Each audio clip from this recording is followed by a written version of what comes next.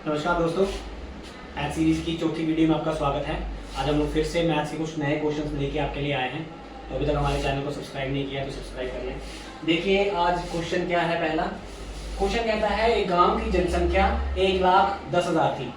पहले वर्ष में इसमें 5% की वृद्धि हुई तथा दूसरे वर्ष में 30% की वृद्धि हुई। 2 वर्ष बाद कुल जनसंख्या क्या होगी।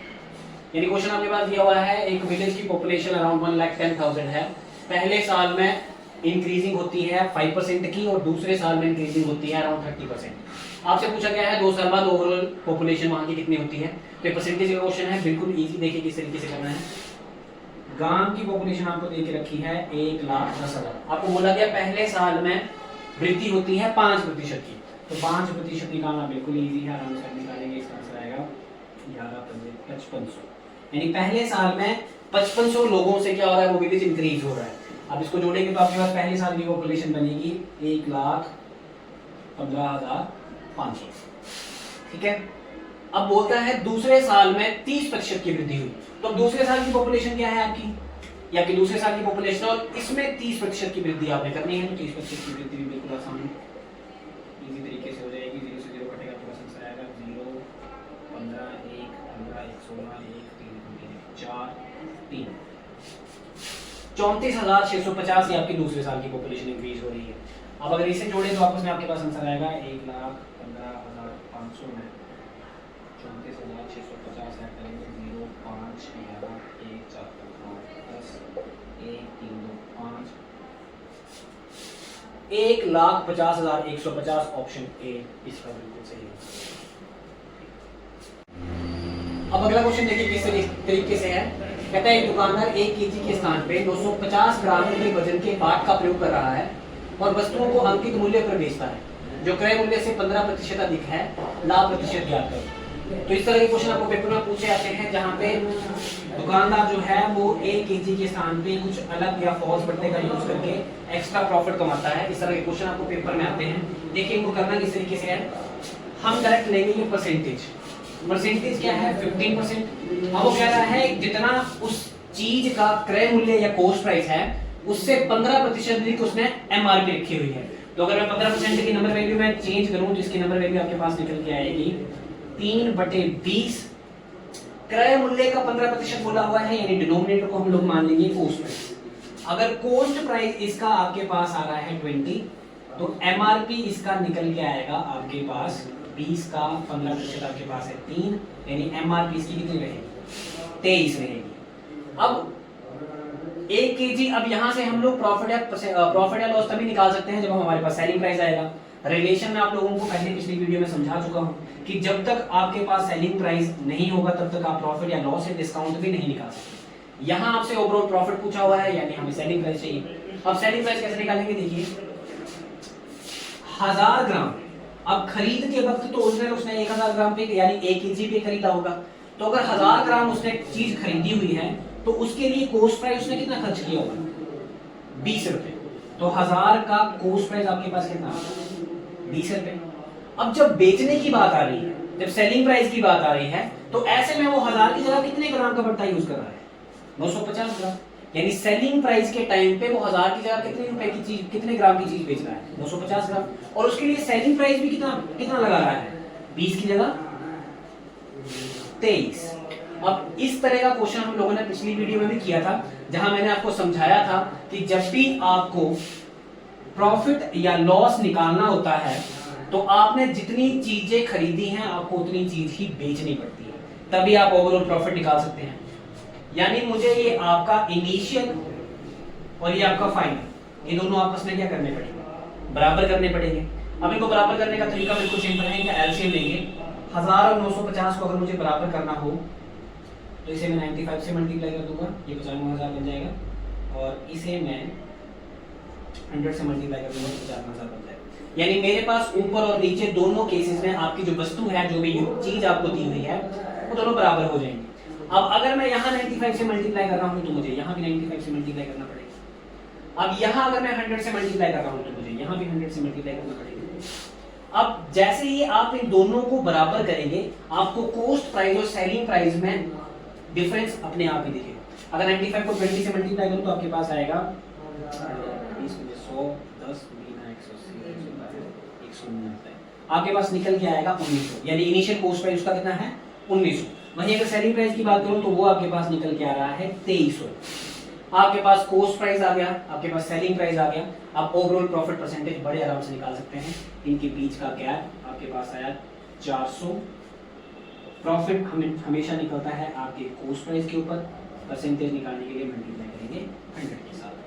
0 से 0 कटेगा, 38 2 बचे 19 21/90%। ऑप्शन डी इसका बिल्कुल सही है। अगला क्वेश्चन देखिए, टाइम एंड वर्क का क्वेश्चन है। कहता है ए किसी कार्य को 18 दिनों में पूरा करता है, बी उसी कार्य को ए द्वारा लिए गए समय के आधे समय में पूरा करता है, दोनों मिलकर एक दिन में उस कार्य का कितना भाग पूरा करेंगे। तो क्वेश्चन बिल्कुल इजी है। कहता है ए किसी काम को 18 दिन में पूरा करता है और बी जितना ए ने टाइम लिया है उसके आधे में काम को खत्म करता है, तो दोनों मिलकर उस काम के कितने परसेंट हिस्से को पूरा करेंगे। क्वेश्चन बिल्कुल इजी है। ए अगर इस काम को 18 दिन में पूरा करता है तो बी उसको बोला गया है आधे टाइम में यानी 9 दिन में खत्म करता होगा। यहाँ से हम लोग निकाल सकते हैं उनका टोटल काम होगा एलसीएम 18। अब एफिशिएंसी निकालेंगे तो 18 कम 18 इसकी एफिशिएंसी आ गई, 9 में 18 इसकी एफिशिएंसी आ गई। काम आपके पास आ गया, इसकी एफिशिएंसी 1 इसकी एफिशिएंसी 2, एक दिन में दोनों काम करेंगे 3। आपसे पूछा गया है एक दिन में कितना भाग पूरा करेगा, तो एक दिन में 3 काम हो जाएगा, कितने में से टोटल काम है आपके पास 18, इसका आंसर आएगा 3 3 18 1/6। ऑप्शन ए इसका बिल्कुल सही आंसर। अगला क्वेश्चन देखिए, टाइम एंड डिस्टेंस का क्वेश्चन है। किस तरीके से है क्वेश्चन, कहता है 300 मीटर लंबी ट्रेन 36 किलोमीटर प्रति आवर की चाल से 50 मीटर लंबे प्लेटफॉर्म को कितने समय में पार करेगी।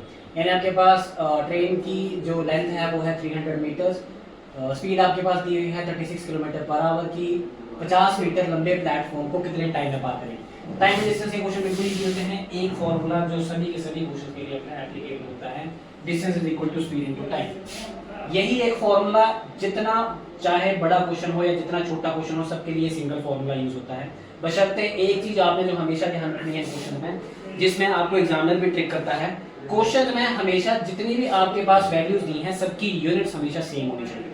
सपोज अगर आपके पास डिस्टेंस सेंटीमीटर में है या मीटर्स में है तो आपके पास जो स्पीड है वो भी मीटर पर सेकंड में होनी चाहिए, टाइम आपके पास सेकंड में होना चाहिए। डिस्टेंस अगर आपके पास किलोमीटर्स में देके रखा है तो टाइम आपका हमेशा आवर में होना चाहिए। ये छोटी सी चीज जो आप एक बार दिमाग में रखेंगे, ये फॉर्मूला आपको याद होगा, ये क्वेश्चन बड़े से बड़ा बिल्कुल आसान तरीके से निकल सकता है। अब इस क्वेश्चन में क्या है, 300 मीटर लंबी ट्रेन बोला गया है, यानी अगर मैं डिस्टेंस की बात करूं तो वो आपका ट्रेन की लेंथ प्लस प्लेटफॉर्म को क्रॉस करेगी तो प्लेटफॉर्म की लेंथ भी इसमें क्या होगी, ऐड होगी। तो प्लेटफॉर्म की लेंथ इसकी है 50, यानी आपके पास ओवरऑल डिस्टेंस निकल के आएगा 350 मीटर। जब भी वो किसी प्लेटफॉर्म को क्रॉस करेगी या किसी भी ऐसी चीज को क्रॉस करेगी जिसकी खुद की लेंथ है, तो हमेशा लेंथ को आपने डिस्टेंस में ट्रेन के डिस्टेंस के साथ ऐड कर देना है। अगर मान लो यहीं पे अगर किसी पोल की या किसी सिंगल आदमी की बात की होती तो उनका खुद की कोई लेंथ नहीं होती, तो ऐसे में जो आपका डिस्टेंस है वो सिर्फ ट्रेन की लंबाई रहेगी। पर अगर आपके पास कोई प्लेटफॉर्म आता है या कोई दूसरी ट्रेन आती है तो ऐसे में जो उनकी लेंथ होगी वो भी आपकी डिस्टेंस में ऐड हो जाएगी। यहाँ आपके पास डिस्टेंस बन जाएगा 350 मीटर। टाइम आपसे पूछा हुआ है तो इसके लिए क्वेश्चन मार्क आएगा। स्पीड आपने निकालनी है, वो आपके पास दी हुई है 36 किलोमीटर पर आवर। अब आपके पास डिस्टेंस जो है वो मीटर्स में है, स्पीड आपकी किलोमीटर पर आवर में है, तो ऐसे में आपको स्पीड को चेंज करना है मीटर पर सेकंड। अब स्पीड को मीटर पर सेकंड में चेंज करना मैंने आपको पहले भी बताया हुआ है। जब आपको किलोमीटर पर आवर को मीटर पर सेकंड में चेंज करना हो तो आप दी हुई स्पीड को 5/18 के साथ मल्टीप्लाई करें। अगर आपके पास मीटर पर सेकंड में स्पीड दी है और अगर किसी क्वेश्चन में आपको उसे किलोमीटर पर आवर में चेंज करना है, यानी छोटी से बड़ी यूनिट में लेके जाना है, तो आप दी हुई स्पीड को 18/5 के साथ मल्टीप्लाई करें। इतनी छोटी सी चीज आप याद रखेंगे, आराम से आपका क्वेश्चन होगा। अगर 36 को चेंज करना है, किलोमीटर पर आवर है, मीटर पर सेकंड में चेंज करना है, मुझे 5/18 के साथ इसे मल्टीप्लाई करना पड़ेगा। आपके पास आ जाएगा 10 मीटर पर सेकंड। अब यूनिट सेम है, टाइम निकालना है, फॉर्मूला आपके सामने है। टाइम इज इक्वल टू आपका बनेगा डिस्टेंस अपॉन स्पीड, यानी 350/10, 0 कटा 35 सेकंड में ऑप्शन सी 35 सेकेंड में आपकी ट्रेन जो है उस प्लेटफॉर्म को क्रॉस कर लेगी। ठीक है, अब आखिरी क्वेश्चन देखिए क्या है। क्वेश्चन कहता है दो संख्याओं का अनुपात 3:4 है, यदि प्रत्येक में 2 की वृद्धि की जाए तो अनुपात 7:9 हो जाता है, वह संख्याएं ज्ञात कीजिए। तो रेशियो का क्वेश्चन है, बिल्कुल इजी, कल वाली वीडियो में हमने एक ऐसा क्वेश्चन किया था। इस क्वेश्चन को देखिए क्या है, कहता है दो संख्याओं का अनुपात 3:4 है, तो एक को हम लोग मान लेंगे 3x, एक को मान लेंगे हम लोग 4x। बोला अगर दोनों संख्याओं में 2 की वृद्धि हो जाती है तो एक में भी 2 बढ़ा देंगे, दूसरी में भी 2 बढ़ा देंगे। तो कहता है अगर 2 की वृद्धि करते हैं तो रेशियो आपकी बन जाती है 7:9 में डिवाइड में दिख रहा हूं डायरेक्ट। इक्वेशन आपके सामने है, इसको सॉल्व करेंगे तो आपके पास आएगा 9 27x + 9 18 इज इक्वल टू 7 चौक 28 x + 7 दूनी 54। माइनस करेंगे तो x की वैल्यू आपके पास निकल के आ रही है 18 और 4। आपके पास x की वैल्यू निकल के आई है 4, 3x की वैल्यू आएगी आपके पास 12, 4x की वैल्यू आपके पास आएगी 16, 12 और 16। ऑप्शन बी इसका बिल्कुल सही आंसर है। और इसी तरह के और वीडियोस देखने के लिए या हमें और डेली वीडियोस लाने के लिए मोटिवेट करिए, इसलिए हमारे चैनल को सब्सक्राइब करें, हमारे Instagram channel Vidya Niketan education को फॉलो करें। धन्यवाद, थैंक यू।